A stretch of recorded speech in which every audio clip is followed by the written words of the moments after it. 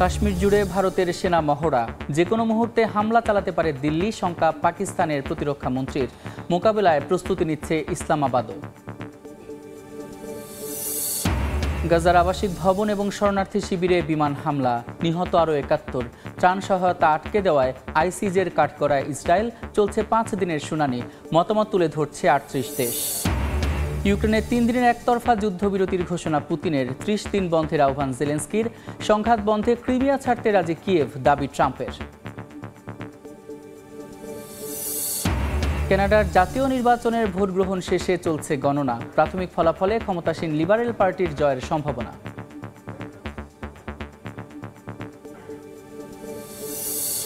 ৪ শতাধিক যাত্রী নিয়ে বাংলাদেশ থেকে হজ ফ্লাইট শুরু। সুষ্ঠু ব্যবস্থাপনার জন্য প্রস্তুতি সম্পন্ন সৌদি আরবের। বিদেশিদের সেবায় ১৭ কোম্পানিকে লাইসেন্স প্রদান।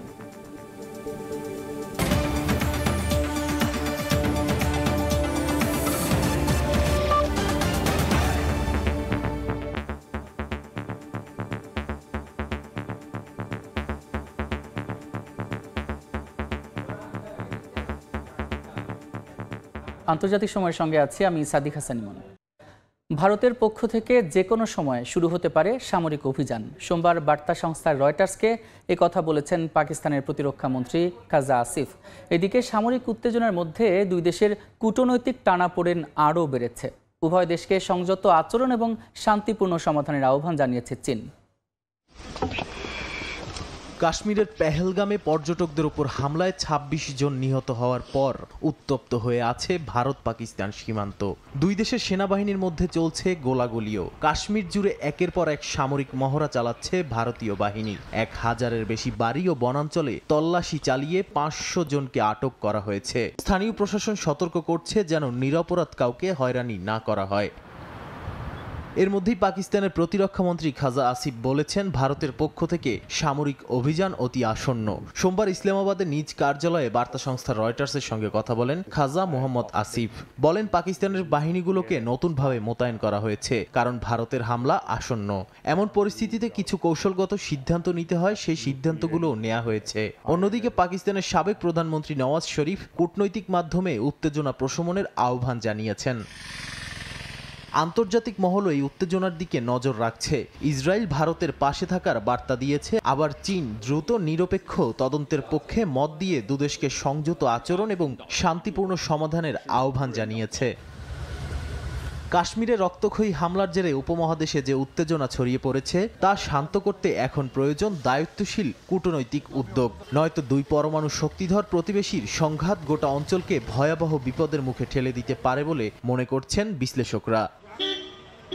নাদিম মারজান, সময় সংবাদ। আরও যুদ্ধংদেহী হয়ে উঠছে ভারত পাকিস্তান। চলমান উত্তেজনার মধ্যেই একদিকে যুদ্ধবিমান কিনতে ফ্রান্সের সঙ্গে চুক্তি করেছে ভারত, অন্যদিকে পাকিস্তানকে সামরিক সহায়তা দিচ্ছে তুরস্ক। এরই মধ্যে পাকিস্তানে অত্যাধুনিক ৬টি যুদ্ধবিমান পাঠিয়েছে দেশটি। ভারত পাকিস্তানের মধ্যে চলমান উত্তেজনায় আগুনে ঘি ঢেলে দিল তুরস্ক। স্থানীয় সময় রোববার পাকিস্তানের ৬টি যুদ্ধ বিমান পাঠিয়েছে মধ্যপ্রাচ্যের দেশটি। সামরিক সরঞ্জাম বোঝাই অত্যাধুনিক C-130 হারকিউলিস বিমান পাকিস্তানের মাটিতে অবতরণের পর থেকেই আন্তর্জাতিক মহলে শুরু হয়েছে নানা আলোচনা। দুই দেশের মধ্যে নতুন করে শুরু হওয়া দ্বন্দ্বের মাঝেই তুরস্কের এ সামরিক সহযোগিতাকে পাকিস্তানের প্রতি দেশটির সমর্থন হিসেবেই দেখছেন বিশেষজ্ঞরা। এই ঘটনাকে কেন্দ্র করে সামাজিক মাধ্যমে তীব্র প্রতিক্রিয়া দেখাতে শুরু করেছে ভারতীয়রা। তুরস্ককে বয়কটের দাবিও জানান কেউ কেউ। পাকিস্তানকে সমর্থন দেয় তুরস্ককে বিষধর সাপ আখ্যা দিয়ে দেশটির বিরুদ্ধে অবস্থান নিয়ে কুর্দি বিদ্রোহীদের সমর্থন দেওয়ার পক্ষে মত দেন তারা। এরই মধ্যে আনুষ্ঠানিক এক বিবৃতিতে $৭৪১ কোটি ব্যয়ে ২৬টি রাফাল যুদ্ধবিমান কিনতে ফ্রান্সের সঙ্গে চুক্তির কথা জানিয়েছে ভারতীয় প্রতিরক্ষা মন্ত্রণালয়। এদিকে দক্ষিণ এশিয়ার নিরাপত্তা ব্যবস্থায় নতুন করে ভাবতে বাধ্য করেছে পেহেলগামে ঘটে যাওয়া হামলার পরবর্তী পরিস্থিতি। বিশেষজ্ঞদের মতে এ অঞ্চলের রাজনৈতিক, সামরিক ও অর্থনৈতিক ক্ষেত্রে গুরুত্বপূর্ণ প্রভাব ফেলবে তুরস্ক পাকিস্তান সম্পর্ক। আমিরুল ইসলাম আলিফ, সময় সংবাদ। কাশ্মীরের পেহেলগামে পর্যটকদের ওপর ভয়াবহ হামলার ঘটনায় প্রতিবাদের আগুন ছড়িয়ে পড়েছে বিশ্বের বিভিন্ন প্রান্তে। যুক্তরাষ্ট্র, যুক্তরাজ্যেও পাল্টাপাল্টি বিক্ষোভ করেছে ভারত এবং পাকিস্তানের নাগরিকরা।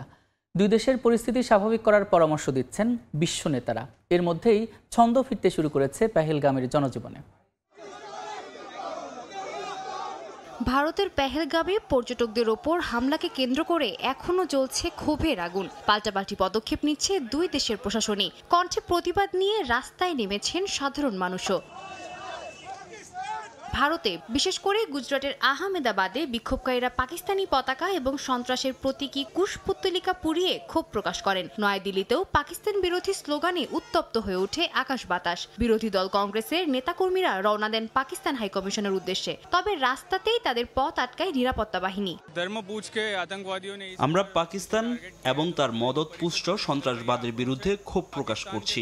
আমরা চাই সরকার কঠোর পদক্ষেপ নিক।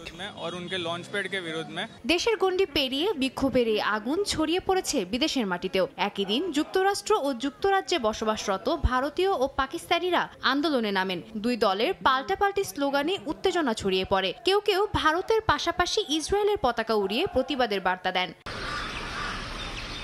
তবে বিক্ষোভ আন্দোলনের মধ্যে ধীরে ধীরে স্বাভাবিক হতে শুরু করেছে পেহেলগামের পরিস্থিতি। খুলছে দোকানপাট, স্কুলে ফিরছে শিক্ষার্থীরা। তবে নির্মম এই ঘটনার ক্ষত ভুলতে সময় লাগবে বলেও জানান বাসিন্দারা। এদিকে বিশ্লেষক থেকে শুরু করে আন্তর্জাতিক মহল সবাই দুই দেশকে শান্ত হওয়ার পরামর্শ দিচ্ছেন। পারমাণবিক শক্তিধর এই দুই দেশ যাতে বড় কোনো পদক্ষেপ না নেয়, এমনটাই প্রত্যাশা তাদের। সোমবার চীনের পররাষ্ট্র মন্ত্রণালয়ের মুখপাত্র এক সংবাদ সম্মেলনে বলেন, ভারত ও পাকিস্তানের উচিত আলোচনার মাধ্যমে পরিস্থিতি স্বাভাবিক করে আনা। সাদিয়া তাসনিম, সময় সংবাদ। কাশ্মীরের মর্মান্তিক হামলার পর ভারত পাকিস্তান সীমান্তে নতুন করে তৈরি হয়েছে মানবিক সংকট। রাজনৈতিক উত্তাপের ছায়ায় সীমান্তের গল্প যেন হয়ে উঠছে আরও করুণ।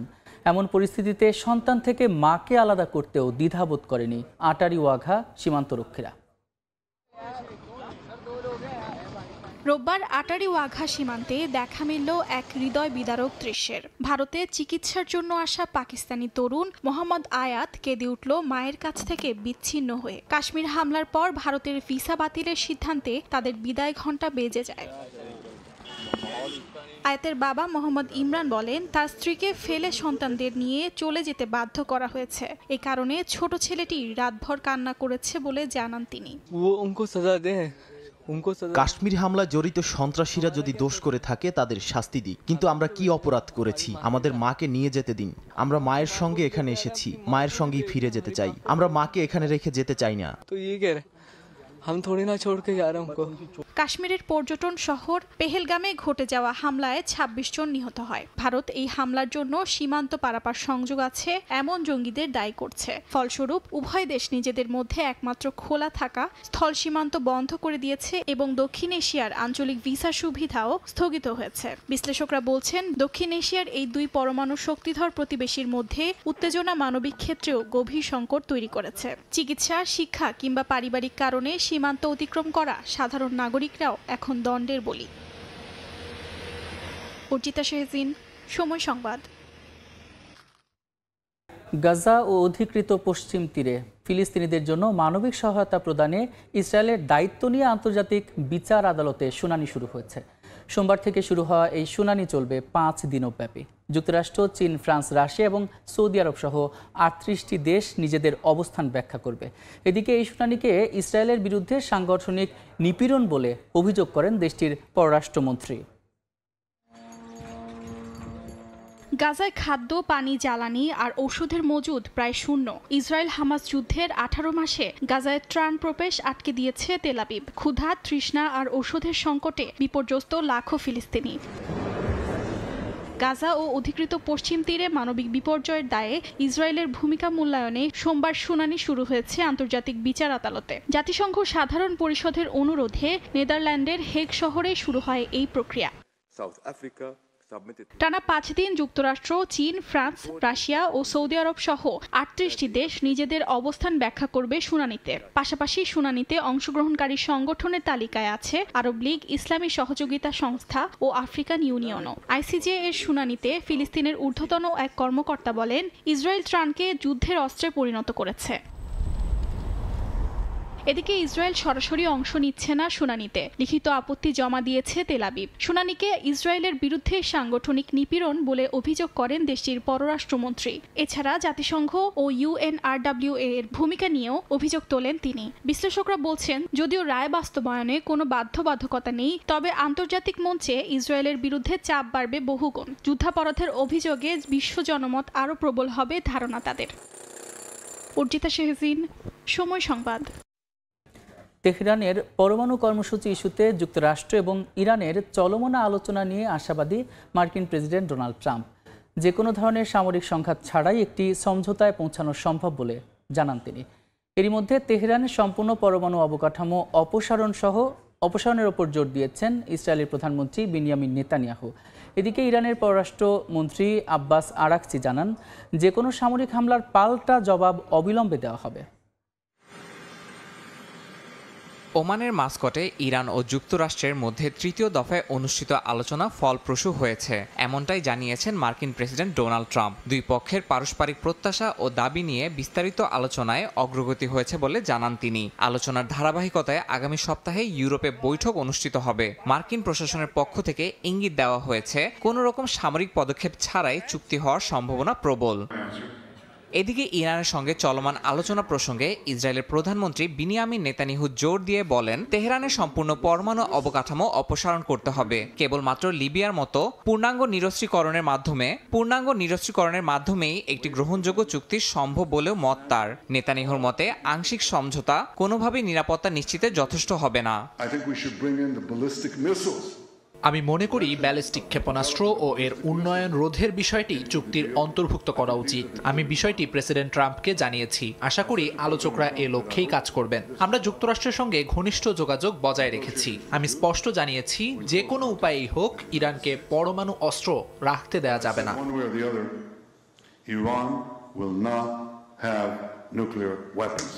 এদিকে ইরানের পররাষ্ট্রমন্ত্রী আব্বাস আরাকচি ইসরায়েলের যে কোনো হুমকিকে অবাস্তব বলে উড়িয়ে দিয়েছেন। তিনি সতর্ক করে জানান, যে কোনো সামরিক হামলার পাল্টা জবাব অবিলম্বে দেওয়া হবে। বিদেশি চাপ সত্ত্বেও দেশটির পররাষ্ট্রনীতি স্বাধীন ও সুসংহত রয়েছে এবং কোনো বহিরাগত হস্তক্ষেপ তাদের কৌশল পরিবর্তনে সক্ষম হবে না বলে বিশ্বাস ইরানের। যুক্তরাষ্ট্র ও ইরানের মধ্যে ইতিবাচক অগ্রগতির আভাসের মধ্যেই মধ্যপ্রাচ্যের পরিস্থিতি সংবেদনশীল হয়ে উঠেছে। বিশেষজ্ঞরা মনে করছেন, আলোচনার মাধ্যমে একটি দীর্ঘস্থায়ী সমাধানে পৌঁছানো সম্ভব হলে তা গোটা অঞ্চলের নিরাপত্তা ও স্থিতিশীলতার জন্য মাইলফলক হতে পারে। ইয়াসিন মোহাম্মদ জিসান, সময় সংবাদ। কানাডার জাতীয় নির্বাচনের ভোট গ্রহণ শেষে চলছে গণনা। প্রাথমিক ফলাফলে দেখা যাচ্ছে ক্ষমতাসীন লিবারেল পার্টির জয়ের সম্ভাবনা। দেশটির রাষ্ট্রীয় গণমাধ্যম CBC নিউজ বলছে, মার্ক কার্নি হতে পারেন কানাডার পরবর্তী প্রধানমন্ত্রী। বড় পর্দায় দেখা যায় অটোয়ায় ভোট গণনায় এগিয়ে আছেন কার্নি। বিশ্লেষকদের ধারণা, শেষ মুহূর্তের প্রচারণায় ট্রাম্পের নীতির বিরুদ্ধে নানা পদক্ষেপের কথা বলেই ভোটারদের মন জয় করেছেন তিনি। নির্বাচনী প্রচারণা চলাকালে কনজারভেটিভ পার্টির প্রতি ভোটারদের সমর্থন বেশি থাকলেও ট্রাম্পের আগ্রাসী নীতির মুখে লিবারেলদের ভাগ্য খুলতে পারে বলে মনে করছেন তারা। সুষ্ঠুভাবে হজের আনুষ্ঠানিকতা সম্পন্ন করতে সব ধরনের প্রস্তুতি সম্পন্ন করেছে সৌদি আরব। এর মধ্যে পবিত্র হজ উপলক্ষে বিদেশি হজ যাত্রীদের সেবা প্রদানের জন্য 17টি কোম্পানিকে লাইসেন্স প্রদান করেছে দেশটি। এই কোম্পানিগুলোর মাধ্যমে এবছর প্রায় 12 লাখের বেশি দেশি বিদেশি হজযাত্রীকে সেবা প্রদান করা হবে। বিস্তারিত আরিফুর রহমানের প্রতিবেদনে। সাম্প্রতিক বছরগুলোতে হজ সেবাদান খাতে প্রতিযোগিতা বৃদ্ধি পেয়েছে।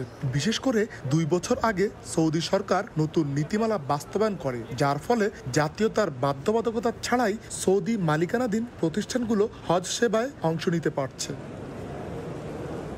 সৌদি হজ ও ওমরা মন্ত্রণালয় জানিয়েছে, লাইসেন্সপ্রাপ্ত সব কোম্পানি ইতোমধ্যে হজযাত্রীদের সেবার জন্য নিজেদের প্রস্তুতি সম্পন্ন করেছে। মনোনীত কোম্পানিগুলোর মধ্যে 2টি প্রতিষ্ঠান 1,55,000 এর বেশি এবং আরও 2টি প্রতিষ্ঠান 1,46,000 এর বেশি হাজিকে সেবা দেবে। লাইসেন্স প্রাপ্তির জন্য প্রতিষ্ঠানের 5 বছর মেয়াদী নবায়নযোগ্য লাইসেন্স থাকা বাধ্যতামূলক করেছে দেশটি। এছাড়া মালিকানার ক্ষেত্রেও সৌদি নাগরিকের উপস্থিতি নিশ্চিত করতে বলা হয়েছে। পাশাপাশি প্রতিষ্ঠানগুলোর প্রতি 1 লাখ হাজির জন্য কমপক্ষে 50 লাখ সৌদি রিয়াল মূলধন থাকতে হবে। চলতি বছরের হজ ব্যবস্থাপনায় প্রযুক্তির ব্যাপক ব্যবহার করা হবে। স্মার্ট বুক, ই পাস এবং ই গেট প্রযুক্তি ব্যবহারের মাধ্যমে হাজিদের আগমন ও প্রস্থান প্রক্রিয়া আরো সহজ করা হবে। এছাড়া ভুয়া বিজ্ঞাপন ও প্রতারণা রোধে সৌদি সরকার কঠোর পদক্ষেপ নিচ্ছে। লাইসেন্স ছাড়া কোনো ব্যক্তি বা প্রতিষ্ঠানের মাধ্যমে হজ প্যাকেজ গ্রহণ না করার পরামর্শ দিয়েছে মন্ত্রণালয়।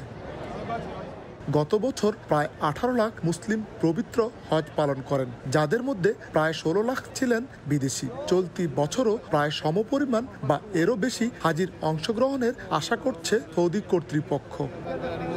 আরিফুর রহমান, সময় সংবাদ, সৌদি আরব। মার্কিন প্রেসিডেন্ট হিসেবে ডোনাল্ড ট্রাম্পের শপথের মাত্র 100 দিন পর যুক্তরাষ্ট্রের অর্থনীতি সংকটের মুখে। বাজারে আতঙ্ক, মূল্যস্ফীতির শঙ্কা আর জনগণের মধ্যে নেতৃত্বের প্রতি গভীর অনাস্থা, সব মিলিয়ে এক অনিশ্চিত ভবিষ্যতের দিকে এগোচ্ছে যুক্তরাষ্ট্র, এমনটাই দাবি করছেন বিশ্লেষকরা।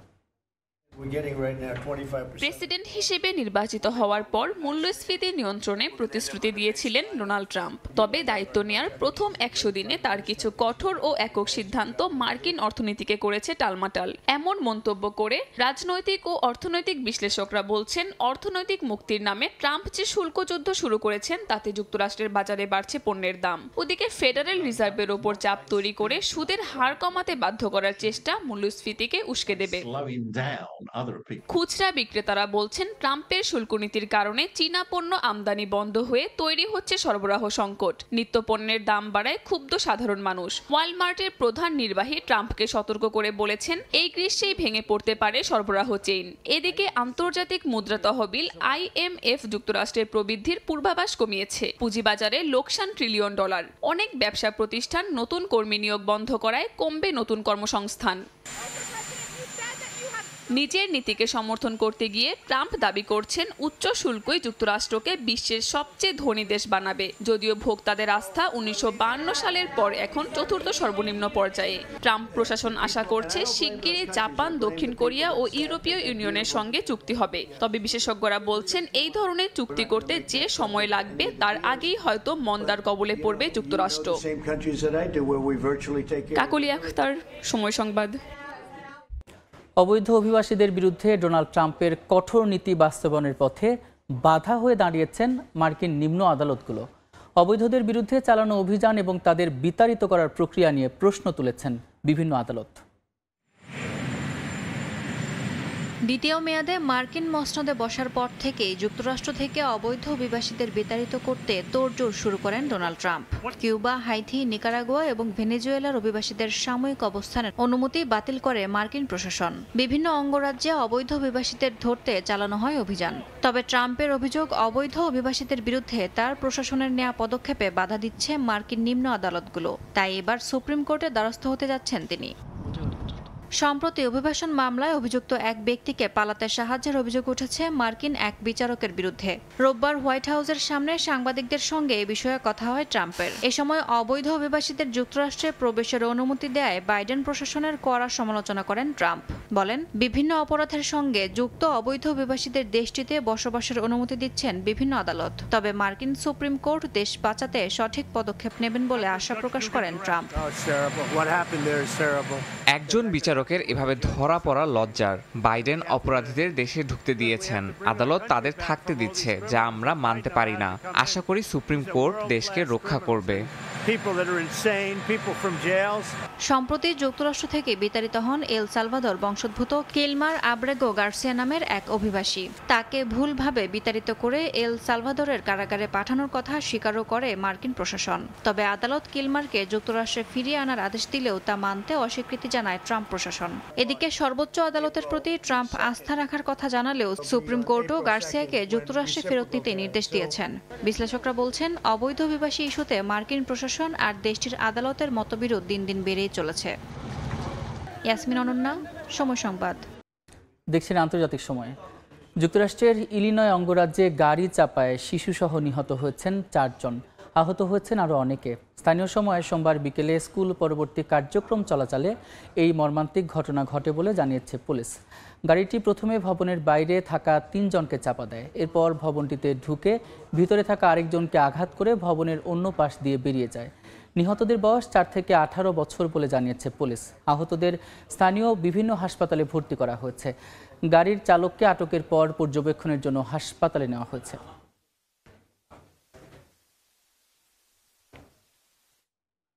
দাবানলের কবলে দক্ষিণ কোরিয়ার দেগু শহর। পুড়ে গেছে অন্তত 227 একর এলাকা। তবে এখনও কোনো প্রাণহানির খবর পাওয়া যায়নি। দেগু শহরের মাউট হামজি থেকে বিভিন্ন স্থানীয় সময় দুপুর 2টায় এই দাবানলের উৎপত্তি বলে জানায় কর্তৃপক্ষ। এরই মধ্যে শুরু হয়ে গেছে আগুন নেভানোর কাজ। কোরিয়া ফরেস্ট সার্ভিস জানায়, শুকনো আবহাওয়া এবং প্রবল বাতাসের কারণে আগুন আরও দ্রুত ছড়িয়ে পড়ছে। এই আশঙ্কায় অঞ্চলটির একাধিক মহাসড়ক বন্ধ করে দেওয়া হচ্ছে। সোমবার দাবানল থেকে সৃষ্ট বিপজ্জনক পরিস্থিতির কারণে 1200-র বেশি বাসিন্দাকে নিরাপদ স্থানে সরে যাওয়ার নির্দেশ দিয়েছেন প্রশাসন। প্রায় 10 ঘন্টা পর বিদ্যুৎ সংযোগ স্বাভাবিক হতে শুরু করেছে পর্তুগালে। তবে পুরোপুরি স্বাভাবিক হতে আরও কিছুটা সময় লাগবে বলে জানিয়েছে কর্তৃপক্ষ। বিদ্যুৎ ফিরতে শুরু করায় ধীরে ধীরে স্বাভাবিক হতে শুরু করেছে ইন্টারনেট সহ অন্যান্য জরুরি পরিষেবা। নির্দিষ্ট কারণ জানা না গেলেও ফ্রান্স পরিচালিত ইউরোপিয়ান ইন্টারনেট কানেকশন সিস্টেম থেকেই এই বিপর্যয়ের শুরু বলে জানিয়েছে স্প্যানিশ গ্রিড অপারেটর রেড ইলেকট্রিকার পরিচালক। স্পেন প্রতিনিধি সাইফুল আমিনের পাঠানো তথ্য নিয়ে পর্তুগাল থেকে বিস্তারিত জানাচ্ছেন তারিকুল হাসান আশিক। 28 এপ্রিল সোমবার দক্ষিণ পশ্চিম ইউরোপের বাসিন্দাদের জন্য ছিল একটি ভয়াবহ দিন। প্রাকৃতিক দুর্যোগ ছাড়া কখনো এত লম্বা সময় বিদ্যুৎবিহীন অবস্থায় পার করেনি পর্তুগাল বা স্পেনের মতো দেশ। মারাত্মক ক্ষতিগ্রস্ত হয় গুরুত্বপূর্ণ ও জরুরি সব পরিষেবা। পুরোপুরি ভেঙে পড়ে টেলিযোগাযোগ ব্যবস্থা। স্থান ভেদে 10 থেকে 12 ঘন্টা বিদ্যুৎবিহীন সময় কাটায় কোটি মানুষ। বিদ্যুৎ বিভ্রাটে বন্ধ হয়ে যায় মাদ্রিদ ও ভ্যালেন্সিয়ার মেট্রো রেল সেবা। বন্ধ রাখা হয় মাদ্রিদ ওপেন টেনিস টুর্নামেন্টের খেলা। স্পেনের সাইবার সুরক্ষা সংস্থা ইনসিবে জানিয়েছে, এমন বিভ্রাটের পেছনে সাইবার হামলার শঙ্কার বিষয়টি খতিয়ে দেখা হচ্ছে। আমি স্পেনে 20 বছর ধরে বসবাস করছি, কিন্তু স্পেনে এরকম অবস্থার কোনো অভিজ্ঞতা আমার হয়নি, এই প্রথমে এরকম দেখছি। এদিকে প্রাথমিক অনুসন্ধানে এই বিপর্যয়ের কারণ হিসেবে ফ্রান্সকেই দায়ী করেছে Spanish grid operator Red Electrica. France পরিচালিত ইউরোপিয়ান ইন্টারকানেকশন সিস্টেম থেকেই এই বিপর্যয়ের শুরু বলে জানিয়েছে রেড ইলেকট্রিকার পরিচালক এডুয়ার্ডো প্রিয়েতো। সোমবার স্থানীয় সময় সকাল 11:30টার দিকে আচমকা বিদ্যুৎবিহীন হয়ে পড়ে পুরো পর্তুগাল ও স্পেন। রাত 9:30টার দিকে বিদ্যুৎ সরবরাহ স্বাভাবিক হতে শুরু করে। অন্যদিকে বিদ্যুৎ বিভ্রাটে ব্যাপক সূচি বিপর্যয়ের মুখে পড়েছে ইউরোপের অভ্যন্তরীণ বিমান চলাচল, যা স্বাভাবিক হতে আরও 2-1 দিন লাগবে বলে জানিয়েছে এয়ারলাইন্সগুলো। তারিকুল হাসান আশিক, সময় সংবাদ, লিসবন, পর্তুগাল। বিদ্যুৎ বিভ্রাটে ভুগছেন পাকিস্তানের বাসিন্দারাও। একদিকে যেমন যথাযথ বিদ্যুৎ সরবরাহ পাচ্ছেন না, অন্যদিকে বিলের বোঝা আকাশ ছোঁয়া। ধনীরা তাই ছুটছেন সৌর বিদ্যুতের দিকে, কিন্তু এই প্রযুক্তি সাধারণ মানুষের নাগালের বাইরে। পাকিস্তানের সৌর বিদ্যুৎ বিপ্লব যেমন হচ্ছে, তেমনই তৈরি হচ্ছে নতুন বৈষম্যের রেখাও। চুলা জ্বলে না, ফ্যান চলে না। পাকিস্তানের করাচিতে বিদ্যুৎহীনতায় রীতিমতো নরক যন্ত্রণার মধ্যে আছেন বহু মানুষ। এই অবস্থায় 31 বছর বয়সী প্রকৌশলী ফাহিম আলী নিজের ছাদে সোলার প্যানেল বসিয়ে মুক্তি পেয়েছেন বিদ্যুৎ বিভ্রাট আর আকাশ ছোঁয়া বিলের হাত থেকে। প্রায় 10 লাখ রুপি খরচ করে নিজেই তৈরি করেছেন অফ গ্রিড সৌর ব্যবস্থা। আমি অফ গ্রিড সিস্টেম বেছে নিয়েছি বেশ কিছু কারণে। তার মধ্যে একটি হলো লোডশেডিং। যদি আমি অন গ্রিড সিস্টেমের জন্য যেতাম এবং লোডশেডিং বা বিদ্যুৎ বিভ্রাট হতো, তাহলে আমি সূর্যের আলো এবং সিস্টেমের সুবিধা উপভোগ করতে পারতাম না।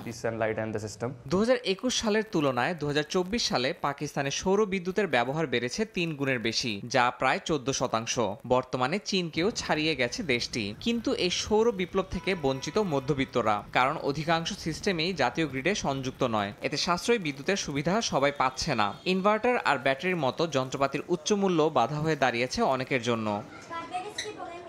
একই শহরের অন্য প্রান্তে থাকেন মোহাম্মদ সাদিক। 6 সদস্যের পরিবার নিয়ে একটি ছোট ফ্ল্যাটে বসবাস তাদের। সোলার সিস্টেম কেনার সামর্থ্য নেই ছাদও। বিদ্যুৎ বিলই নিয়ে যাচ্ছে তার মাসিক পেনশনের অর্ধেক। আমরা বিদ্যুতের কারণে ভুগছি। বিদ্যুৎ বিল আমাদের ধ্বংস করে দিয়েছে, আমাদের জীবন শেষ করে দিয়েছে। আমাদের আয়ের অর্ধেক বিদ্যুৎ বিল দিতেই চলে যাচ্ছে। এটাই আমাদের সবচেয়ে বড় দুশ্চিন্তা। আমরা কি রুটি খাবো নাকি বিদ্যুৎ বিল দেব?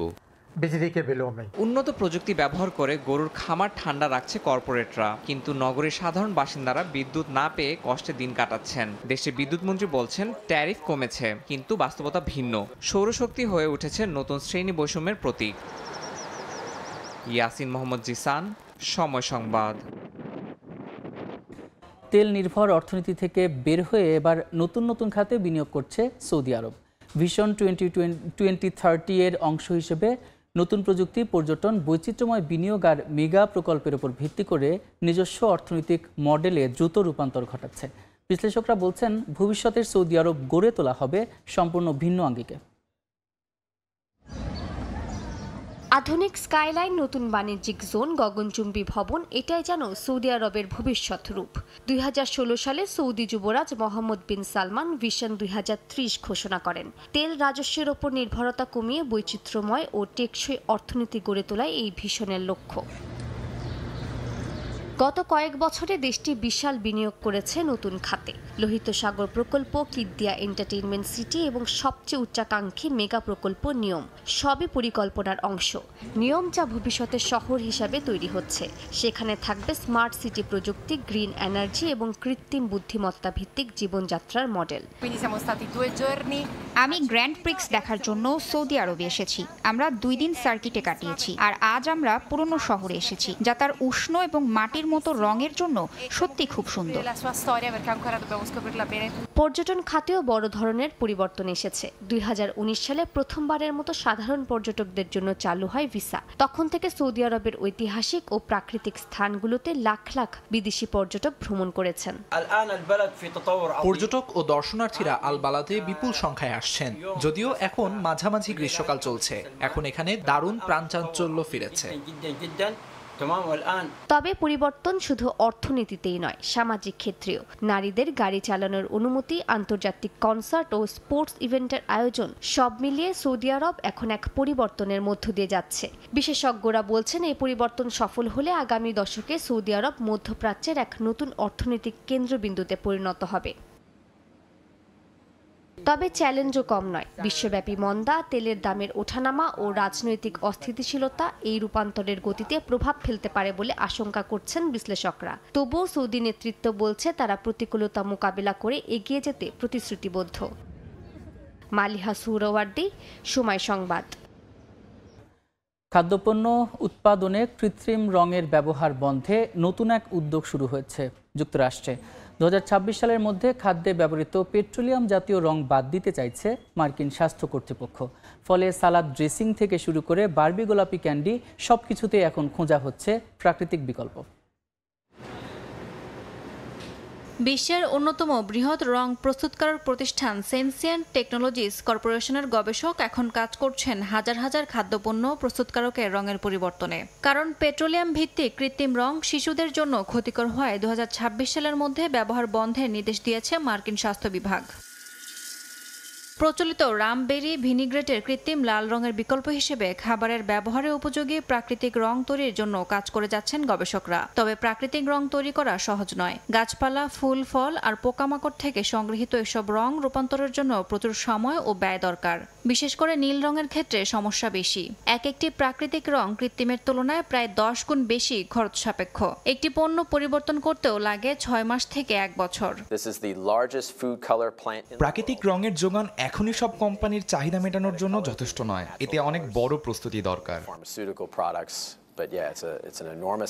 বিশেষজ্ঞরা বলছেন বিখ্যাত বারবি গোলাপি রং আনতে প্রয়োজন হতে পারে কোচিনিল পোকার তৈরি কার্মিনিক অ্যাসিড। 1 কেজি রং পেতে লাগে প্রায় 70,000 কোচিনিল পোকা, যারা নির্দিষ্ট ধরনের ক্যাকটাসে জন্মায়।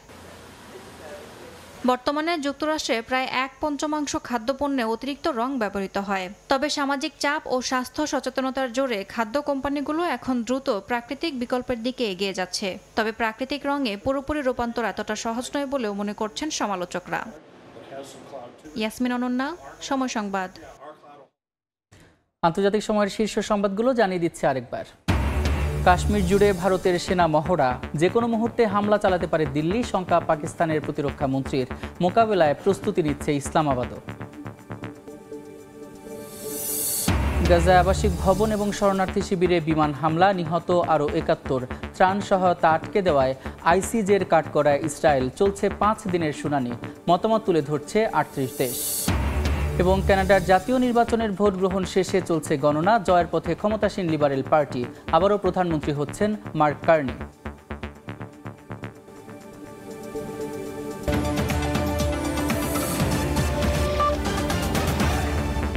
এই ছিল আন্তর্জাতিক সময়ের সঙ্গে থাকুন সময়ের।